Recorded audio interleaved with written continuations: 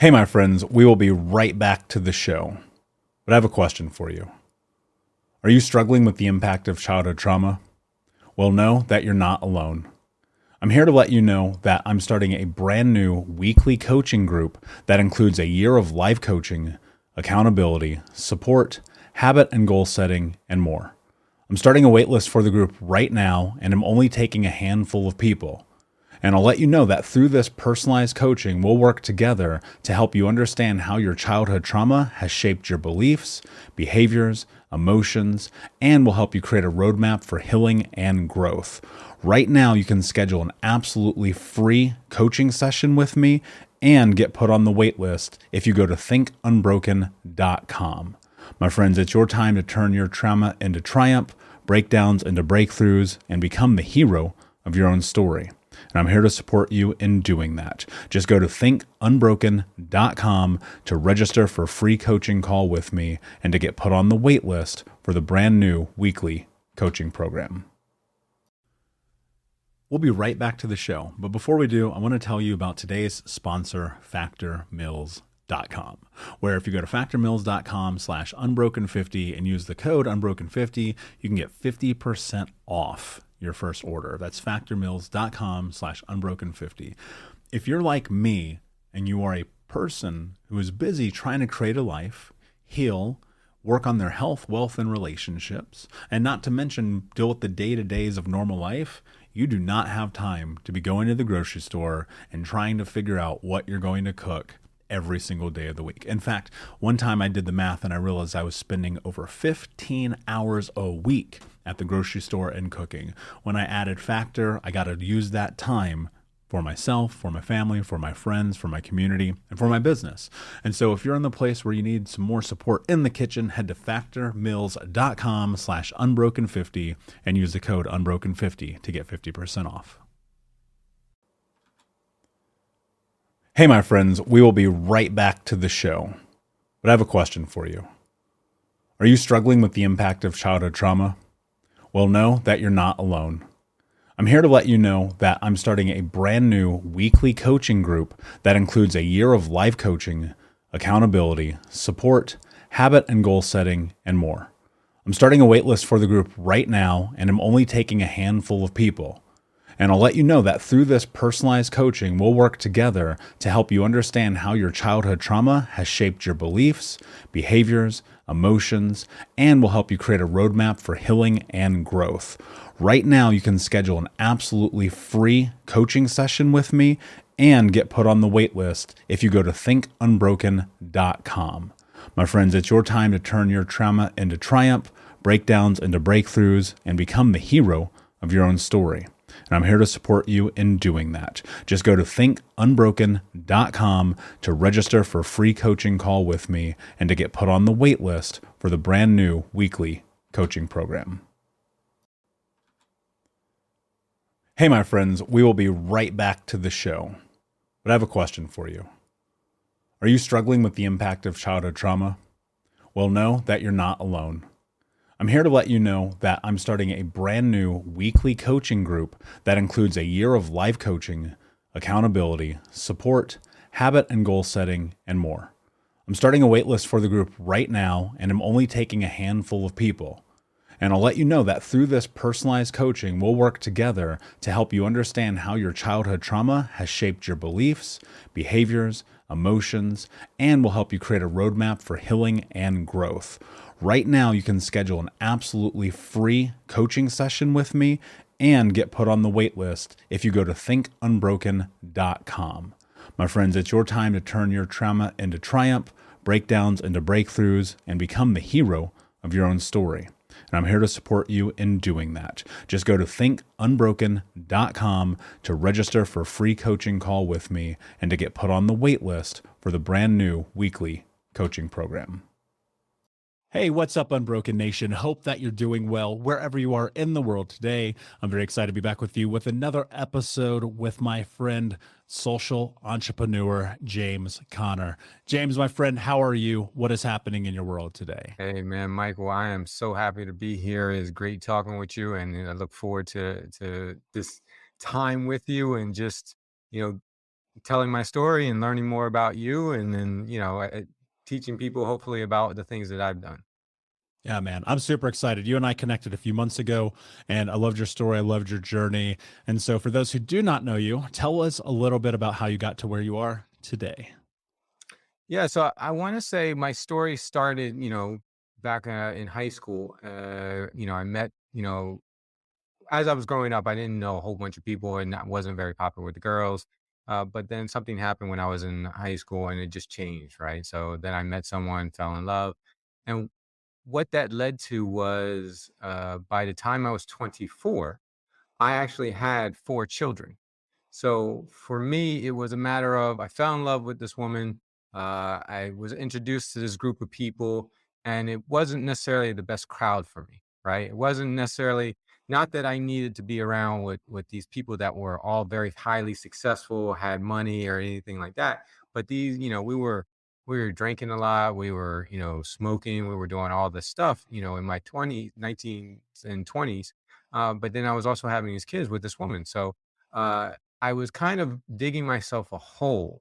And what I ultimately had to do is I had to dig myself out, and, pull up my big boy pants, take care of my family, go to school full time, work full time, multiple jobs, and just figure it out and grow up. Because then I looked up and I sat there and I said, okay, I'm gonna end up 35, 40 years old, and I'm gonna be in the same spot, and I just decided that's not what I wanted. So I said, okay, what do I need to do? I put out some, I put out some feelers for some people that I had said, hey, look, how can I turn around? What do I need to do? Give me some guidance. And that's one of the reasons I work with nonprofits today, is because there were some nonprofit founders that just kind of pulled me in and said, hey, get it together, try this, do that, and start helping people. And then as I helped people, I started growing up so fast. It was just like, wow, like I complained about a lot of things, and I just didn't take what I had, uh to the point where it was to the point where I just took things for granted, right? I mean, you do, right? You don't, until you see other things that happen in other people's lives. It, it's just a matter, it's just eye opening. Yeah, I think that's so true for a lot of us. I mean, I can go and trace so much of my life and just taking little things for granted. But, I think that's unfortunately a part of the journey. When you talk about the work that you've done for people, why did that matter? Like, how did that play such a big role in your life? Well, one of the things that happened was, as I was going to school, I was looking for different ways of making money, right? Looking for jobs. One of the things I did was I became an EMT. So then I was out, in the ambulance, working with other technicians, trying to help save lives. And you will go to some of the most terrible neighborhoods and realize, like, hey, you know, there are others that have it worse than I do. And those were kind of neighborhoods that we went into because, at that time, the place that I lived in the neighborhood that I was at, the community, it wasn't like, a rich or even a middle class community. It was lower class community, but I felt like, it was a good opportunity for me to get to know people, give back to my community, plus learn a lot about, healthcare, medicine, those kind of things, because that's at the time, that's what I was going to college for. I was a pre-med, but then I actually ended up going to take a computer science class and just going into the tech world. And now I help out nonprofits and startup founders with, their tech needs. So I've been able to do that and now travel the world as a digital nomad, working on all these different projects, working for different companies as a developer, and helping nonprofits, reach their goals and mission, because they're not, tech friendly. So, but that allows me to continue helping people as I did all those years back. Yeah, one of the things I always remember early on in my journey is hearing and really sitting in this idea of like, if you're at your lowest, go and serve, like go and be of service, go and help people.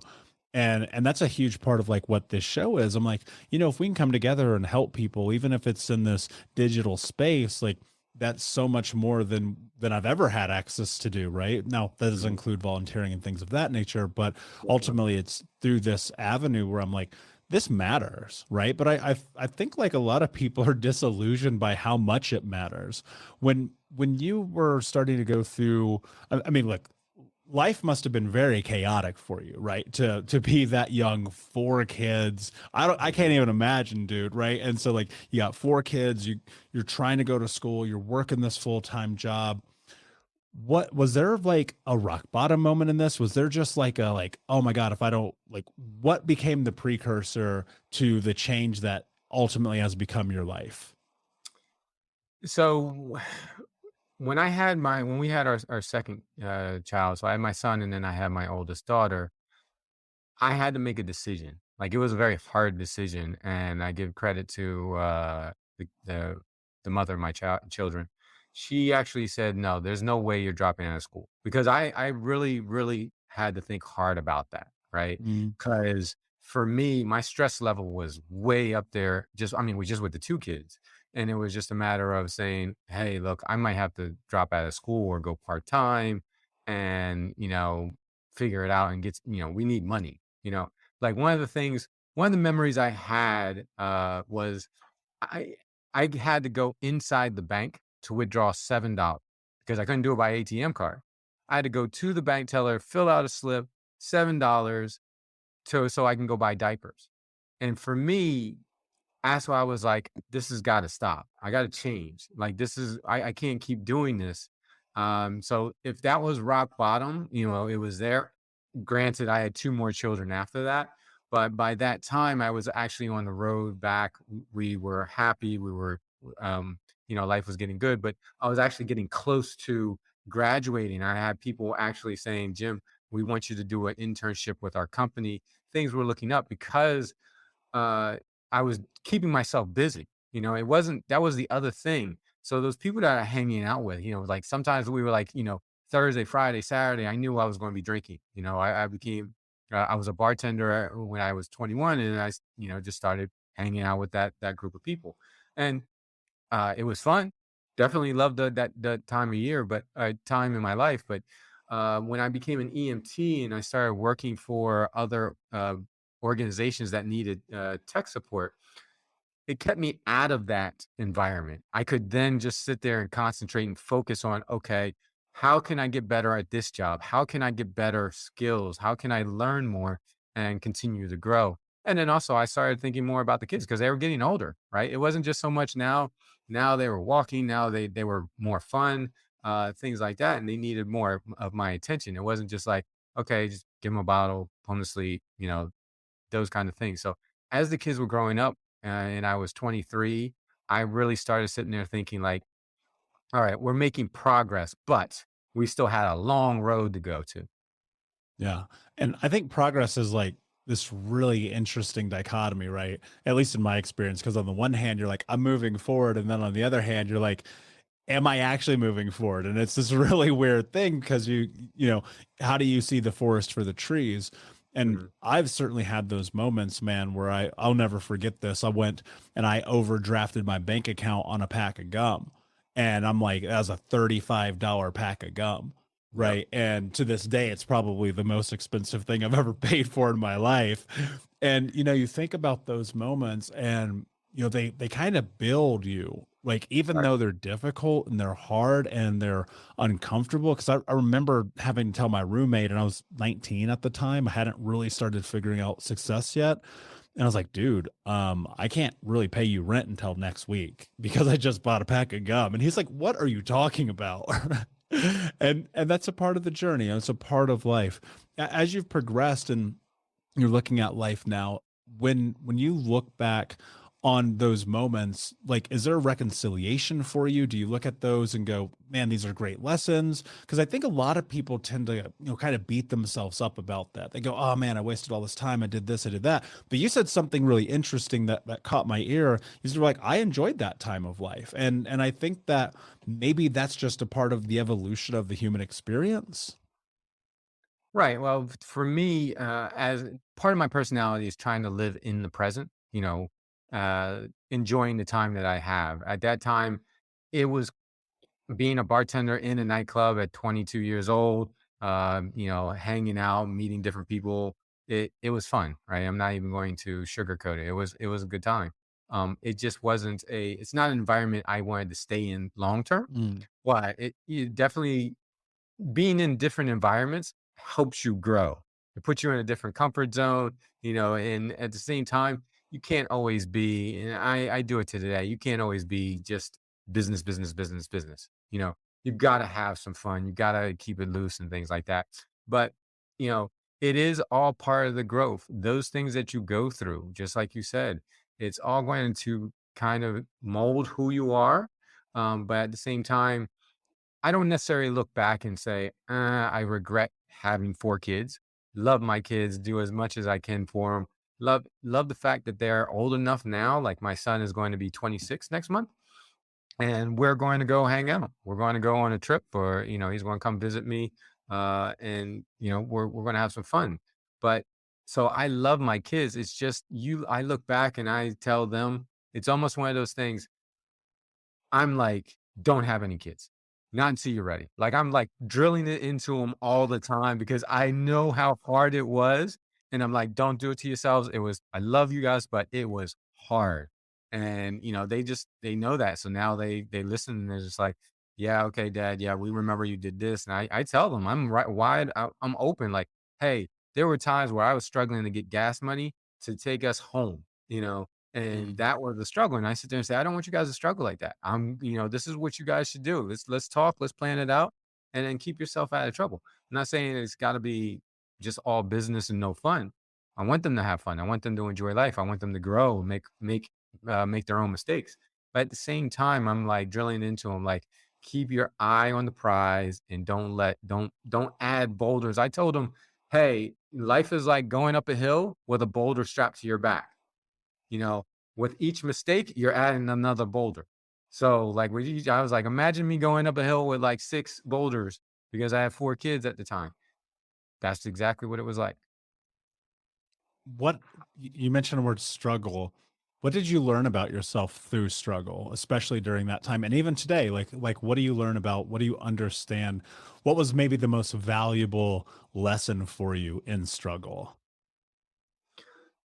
For me, the most valuable part is the fact that I could be a mental. It strengthens you mentally, Mm. for that struggle does do that. So, like, I tell people that working out isn't necessarily for me to keep my weight down and be strong and be fit and look good at the beach. That is all, a consequence of everything. That's great. But for me, it's a mental thing. Like, if I'm saying, all right, I'm going to do 10 laps around this track. Okay. I want to get those 10 laps. I don't want to give up. I don't want to stop at 8. And the reason I am able to continue doing that is because of the struggles that I went through, that I didn't give up. I didn't just sit there and say, this is hard. Like, I just want to give up. I just want to walk away. I want to go have fun. I don't want all this responsibility. Uh, at the same time, those struggles taught me, look in the mirror. You did this. You can't blame anyone. So it's not like I talk to a lot of people now, especially some youth, high school students, and they say, "Hey, we don't have the opportunities, man. There's nobody, giving us, we have stimulus checks and stuff like that, but there's no jobs out there for Black people like me. Like, no, no, no, there's no excuses. We got to go ahead and make the best of what our opportunity is. There's going to be some unfair advantages towards us. Okay, but we got to deal with it. We got to pull our big boy pants on and then go out there and figure out a way to get to make it work and do the best that we can. Because for me, that's what the struggle did, is just to sit there and say, I can't blame anyone. Let's get through this. Let's figure it out and then go from there. Because at the end of the day, you're struggling.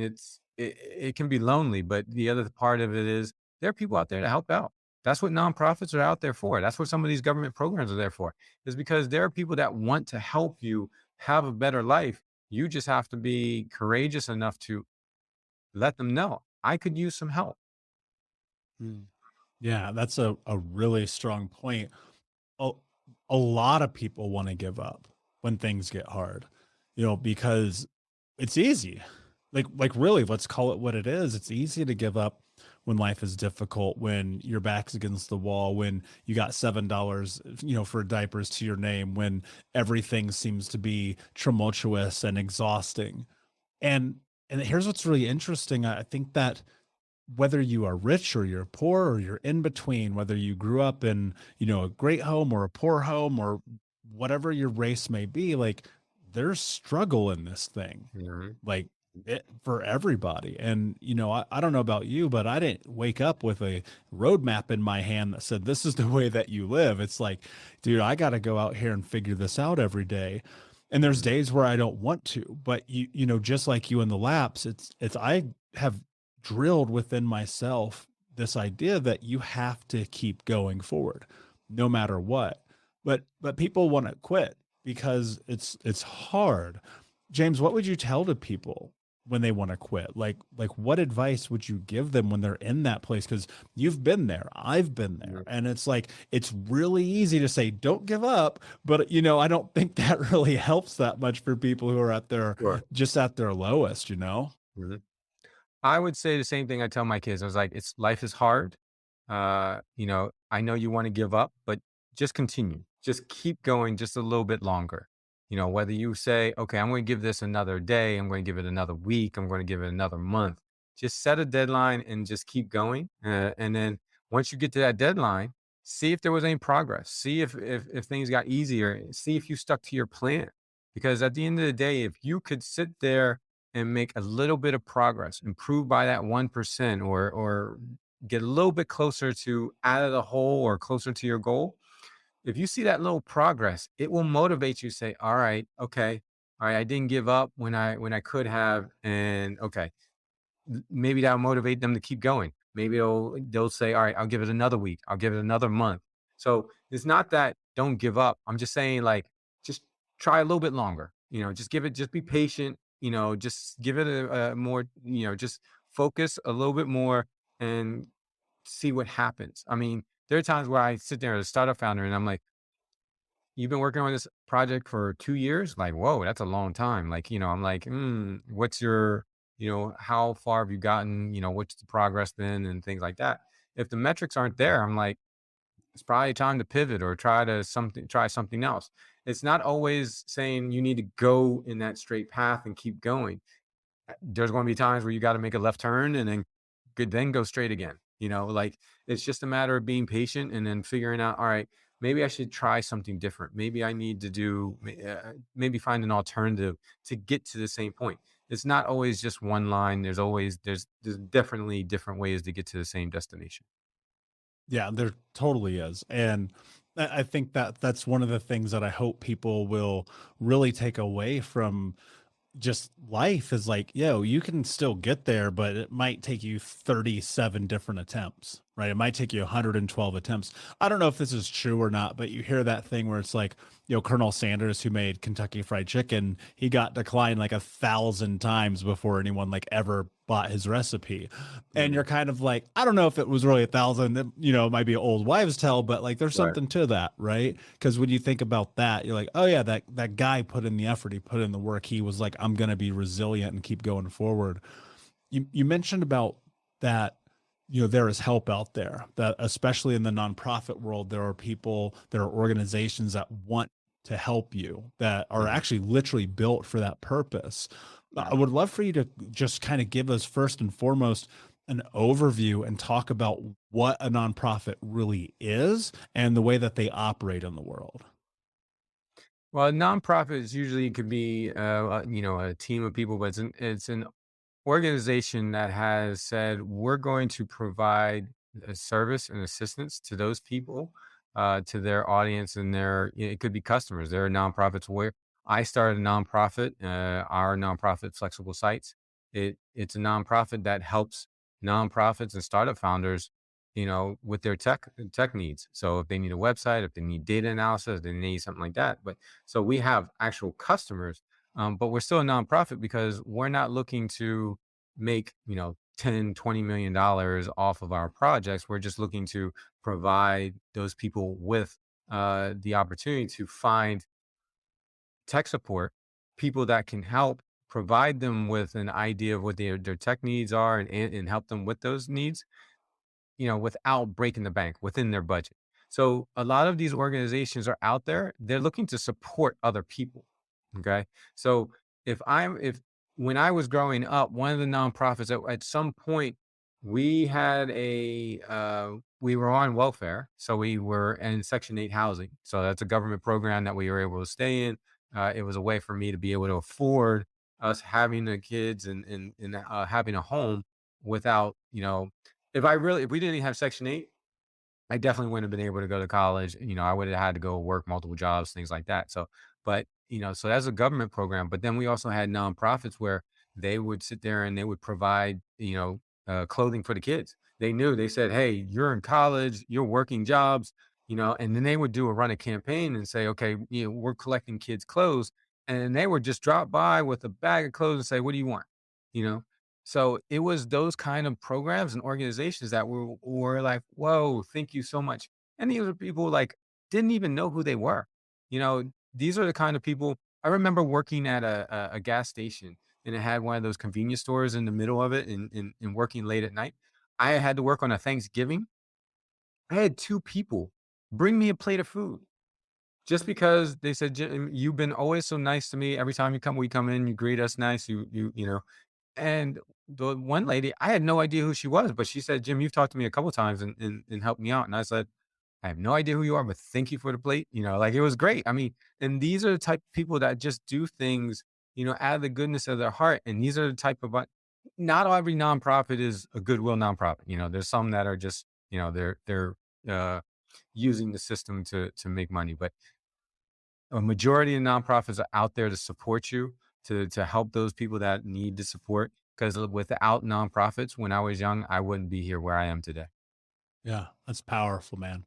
It makes me think of, also growing up and being a kid, Section 8, WIC, food stamps, government subsidies for everything, food pantries. I mean, Mm, all that stuff is probably the only reason that, life wasn't worse than it was. 'Cause, I mean, sure. definitely childhood wasn't great for me, but, those things certainly helped.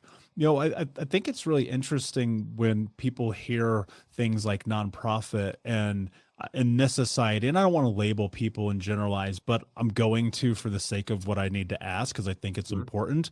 Because somebody listening right now is keeping themselves away from my opportunity due to pride, due to ego. And I would love for you to talk about that because I think that there are so many of these systems that are in place that are here to help people. And a lot of people are afraid to just step aside from their ego and say, you know what, I do need help.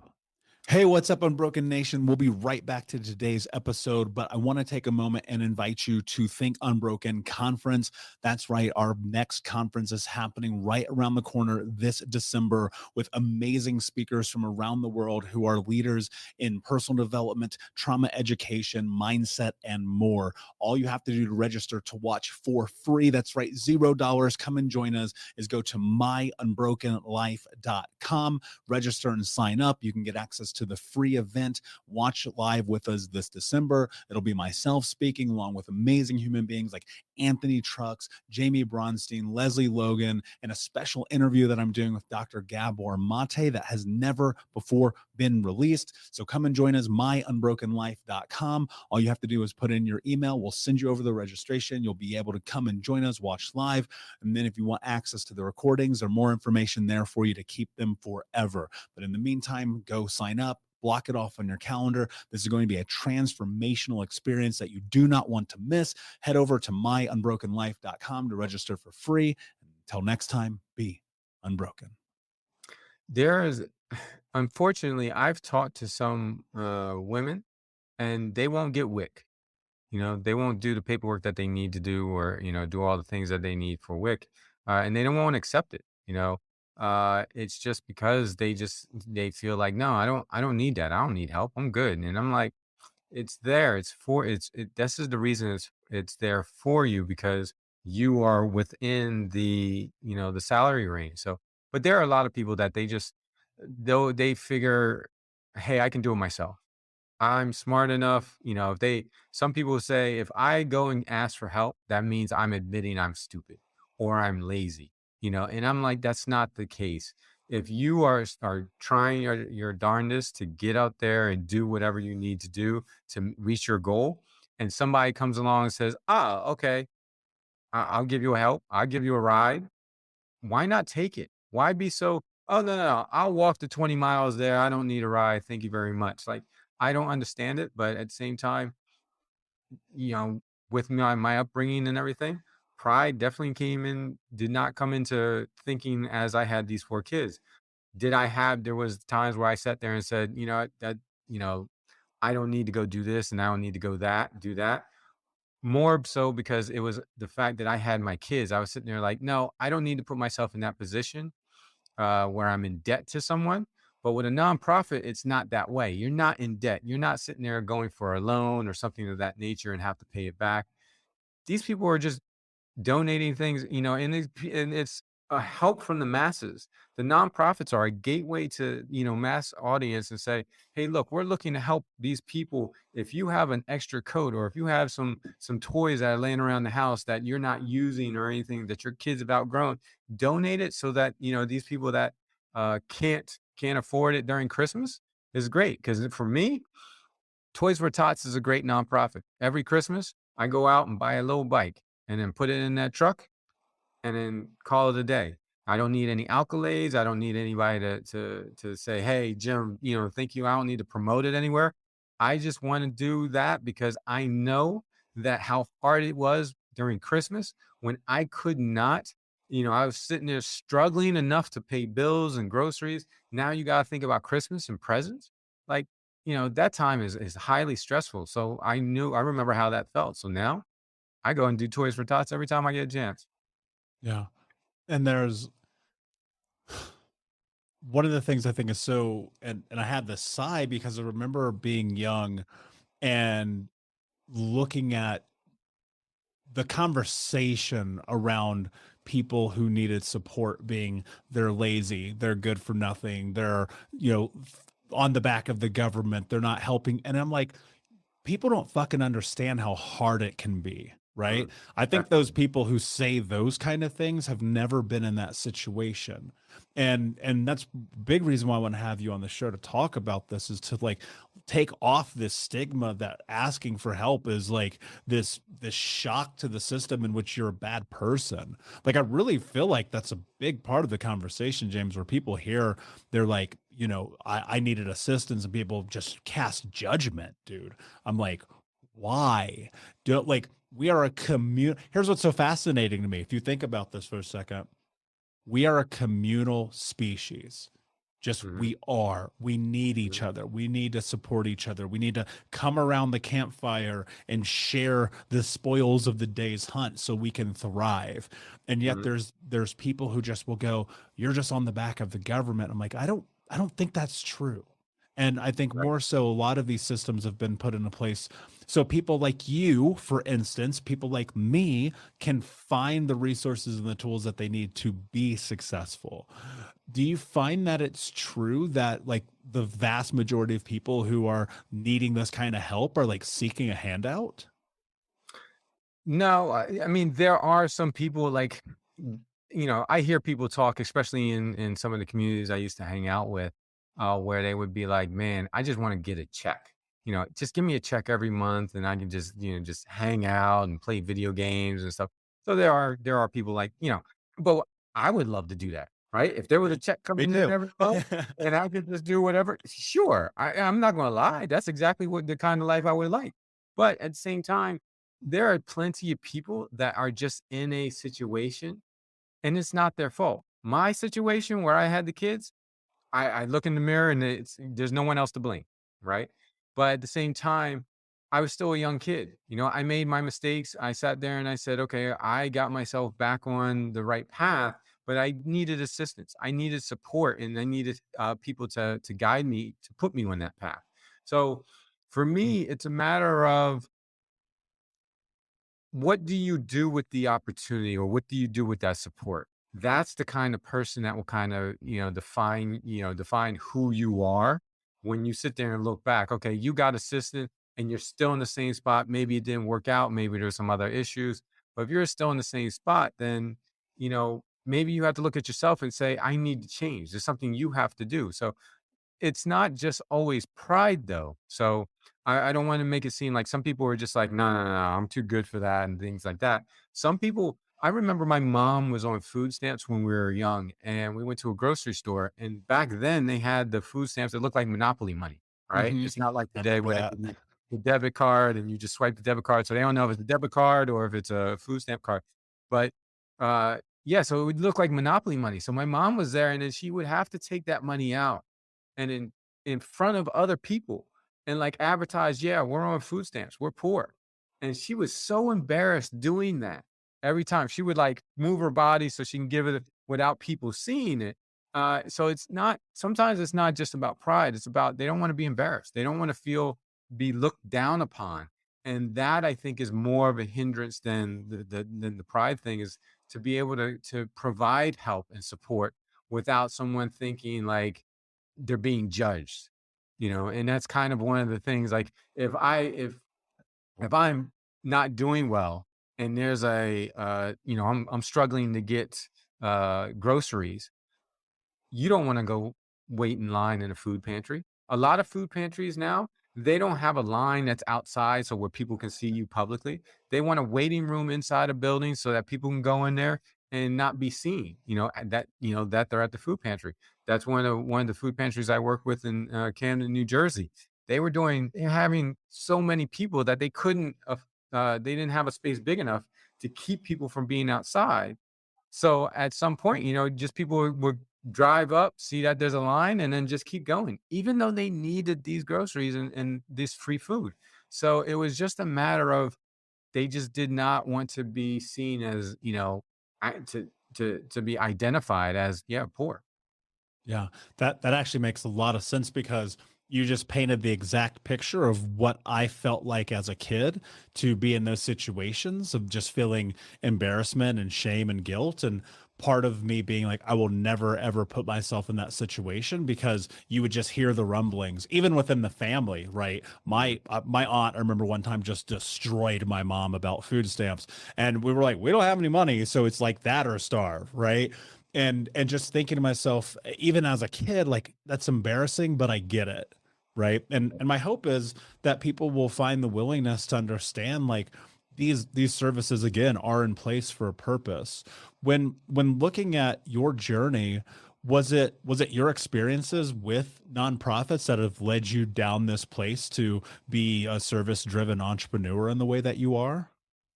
I want to, as an entrepreneur, the social part, I want to give back.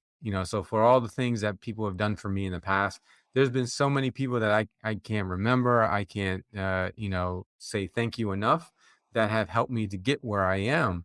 That I want to be that for other people. I don't need to be recognized for it. I don't need an award. I just want to be able to put them on the same path that I did to get to reach my goals. So at the end of the day, it's always like, yeah, it's going to be, you might have to put yourself in a spot where you're very uncomfortable. You are a little bit embarrassed. You're going to have people talking about you or whatever. I sit there and say, let that motivate you so that you sit there and get yourself out of that hole. Because for me, that's exactly what I needed to do. I needed to sit there and say, okay, yeah, all right, yeah, I don't have enough money, I don't have a nice car and all that stuff, so, yeah, if I want the nice car, guess what? I'm gonna have to make some more money, I'm going to make some better decisions. At the end of the day, it's going to come down to your opportunities and the decisions you make with each of those opportunities, so I always tell people, like, you have to be best prepared for it, and one of those ways is to make sure I know who you are. If you can get to the point where you don't care what other people think, you're winning the game. I mean, because that at the end of the day, that's one of the key things that I remember that I had to learn is just stop caring what other people think, stop comparing myself, because these are just things that will keep you from reaching your goals. That is such a great point, man. And I hope people will sit with that because if I cared, and I think you would probably agree, and most people would, like if you really truly let other people's opinions make you act a certain way or think a certain way, like you're in trouble because most people, and look, and that can even people who have your best interest in mind, right? Mhm, mhm, Sometimes those are the most damaging people because they're like, oh, you should be happy or you should be satisfied or your life is fine. And it's like, but that thing that's inside of you that you feel this drive to grow, to be different, to be someone of value for you, not for other people, that can often get squelched in those conversations. So I think it's super important to recognize why you have to actually, and it's not to be mean, it's not to be crass, it's not even to throw people away, it's just to say mm. I actually need this for me, not for you, and your opinion can't really play a role in the decisions I'm making about my life. And I think the more that people do that, the more success that they are going to have. So as you grow, what is your hope for just the way that people utilize nonprofits and what nonprofits can and should be in the world? I say two things. If you're in a position to help a nonprofit, whether to donate, whether to just, make an introduction, sometimes it's just a matter of they need resources that they don't have. So if you're specialized in, like I said, for me, it's technology. So I created a nonprofit to help out those other nonprofits because there wasn't too many other nonprofits doing the same thing. But there are some that just need volunteers. Just show up at the food pantry, right? You want to go buy a bag of groceries and drop it off at the food pantry? Guess what? That's going to go to another family that really can't afford that bag of groceries, and it's going to help them out a lot.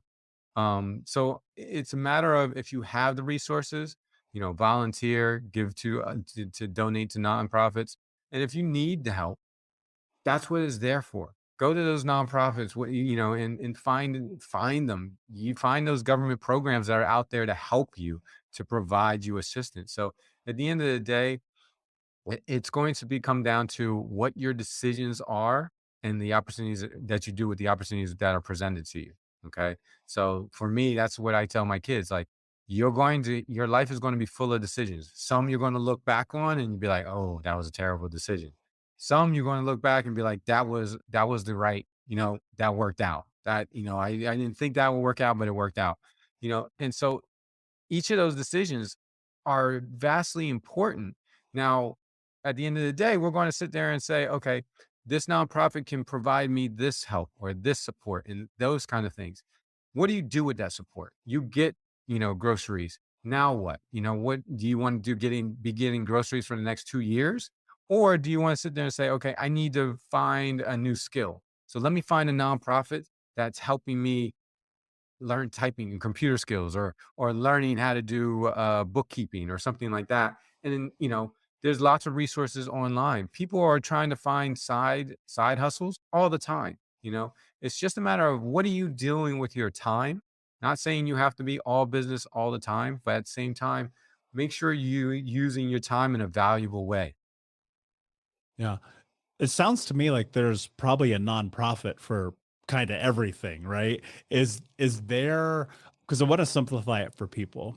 Is there like a catch-all website or a place where people can find this information, or is it just kind of like you're at the whim of Google here? Um, no, I mean, you can go into, because I mean, for the government, you have to register your nonprofit, right? So you can go to, I forget what the name of the branch is, but you can go to your county office and ask for, hey, what programs and what nonprofits are available that do this or provide support for this. And this way you can knock out two birds with one stone, because they can tell you about government programs available, and they can tell you about registered nonprofits that, are 501c3 certified. The other part is Google, right? Because sometimes a lot of these nonprofits aren't just brick and mortar places like a food pantry or say a church. There are plenty of them that are online. Billion Acts is a nonprofit platform that I really love because it helps promote campaigns by other nonprofits.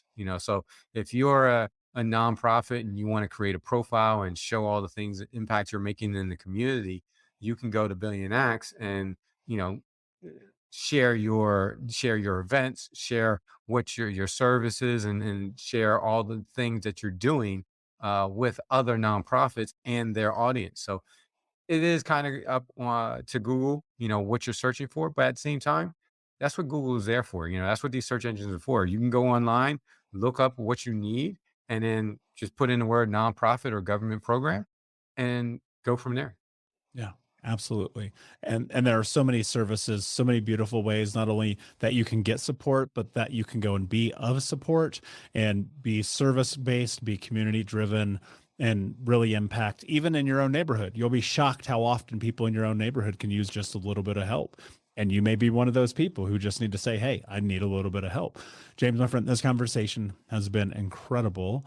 Before I ask you my last question, can you please tell everyone where they can find you? They can usually find me on LinkedIn. James Connor, and then if you're looking, if there's plenty of James Connors there, you can look up James Connor with Flexible Sites. Flexible Sites is a nonprofit, like I said, that helps out other nonprofits, startup founders, small businesses. Just because everybody needs a little help with their tech needs, without breaking the bank. But at the same time, I do a lot of different things. I'm working as a developer, fractional CTO. I'm there trying to provide the skills that I've built up over the years, and then help those that are less fortunate that can't afford to hire a developer for like $150 an hour or anything like that. So if they want to look me up, it's on LinkedIn or through the Flexible Sites website. Other than that, yeah, hopefully they'll find this podcast, and then they'll reach out. They might reach out to you, say, and then you can refer them to me through my email. Yeah, absolutely. And we'll put all the links in the show notes for everyone to find you. I love your work. I think what you're doing is incredible. And we definitely need more people in the nonprofits helping to create massive change in the world. My last question for you, my friend: what does it mean to you to be unbroken? For me, it means that I didn't give up. I'm still going to be, I'm going to still have my faults. I'm not perfect. I made bad decisions, but at the same time, I grew, and I'm better for what I went through. I always sit there and think, what was without that struggle, right? Michael, you probably said the same thing. You probably thought the same thing, is who would I be if I didn't go through that? If I didn't struggle like that and I got to the same spot, would I be as humble as I am today?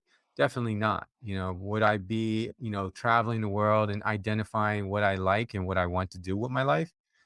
Probably not. I wouldn't be helping people. I would be thinking, how to make more money and do things, and probably in the financial world. But at the end of the day, I feel like I'm blessed. So one of the things I sit there and do is I want to be grateful. So live in the current, in the present time, and then just be happy with what I got. And those people that are around you, I always sit there and say, make sure that, just in case, make sure that you say something spontaneous. I love you.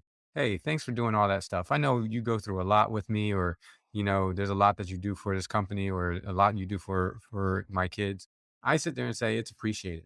I probably don't say it enough, but I appreciate it. And that giving appreciation to other people, for me, that makes me feel less unbroken.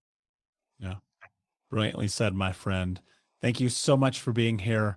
Unbroken Nation, thank you so much for listening. Please like, subscribe, comment, share, tell a friend. And until next time, my friends, be unbroken. I'll see ya. Thank you so much, Michael. Hey, Unbroken Nation, we'll be right back to the show, but I wanted to let you know that you can grab a copy of my first book, Think Unbroken: Understanding and Overcoming Childhood Trauma, for free. If you go to book.thinkunbroken.com, you can download the PDF ebook version of the book and get everything that I know about the baseline of healing trauma for free, downloaded to your email right now. Just go to book.thinkunbroken.com to download your copy of Think Unbroken: Understanding and Overcoming Childhood Trauma for a PDF for your phone. Again, that is book.thinkunbroken.com. Thank you so much for listening to Think Unbroken.